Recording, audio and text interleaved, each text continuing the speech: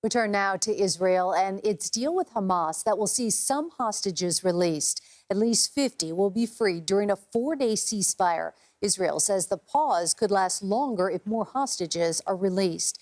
In exchange, Hamas says 150 Palestinian women and children will be let go from Israeli prisons beginning as early as Friday.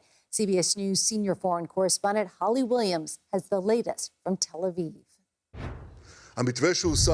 Tonight, Israel's Prime Minister Benjamin Netanyahu vowed to bring home all of the hostages, calling it a sacred mission. Under the deal, Hamas is incentivized to release more of its captives. Every 10 extra hostages freed will extend the temporary ceasefire by a day.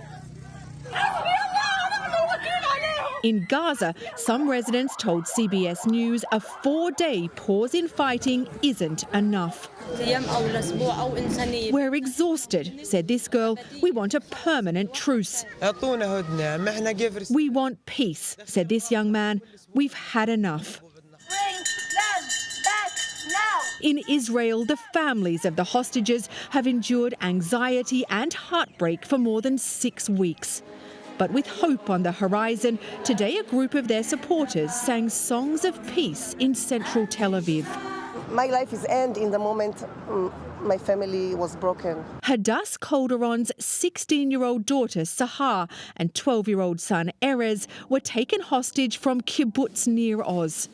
This video shows Hamas militants attacking the small farming community and taking Erez when they left. What do you think Sahar and Erez have been going through since they were taken captive? Hell, that's what they're going through. I just want them to come back and to heal them. Gershon Baskin is an Israeli hostage negotiator who helped secure the release of an Israeli soldier captured by Hamas, Gilad Shalit, in 2011, in return for over 1,000 Palestinian prisoners. This time, Hamas is getting just 3 prisoners in exchange for each hostage.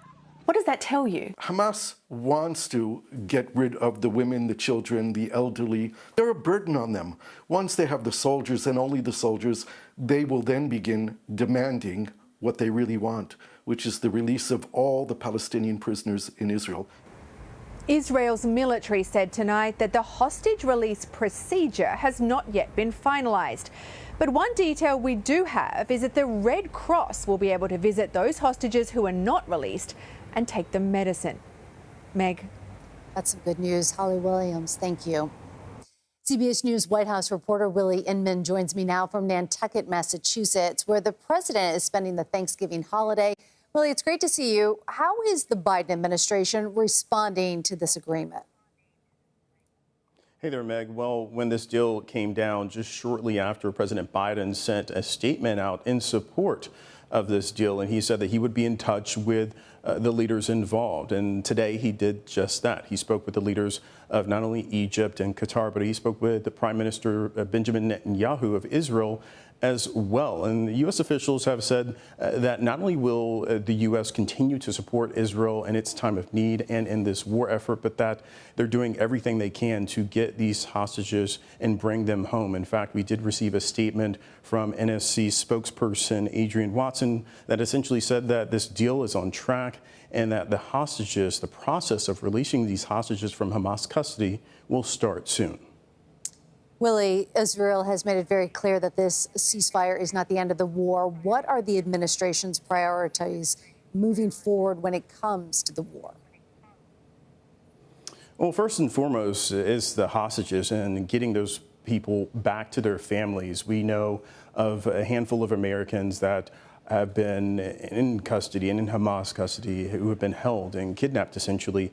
We spoke with NSC spokesperson John Kirby earlier today, and here's what he said in terms of the next phase of how this is going to go.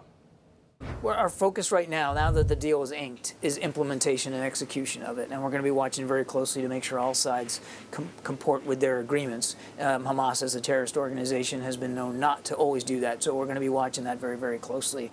And that's where our heads are now.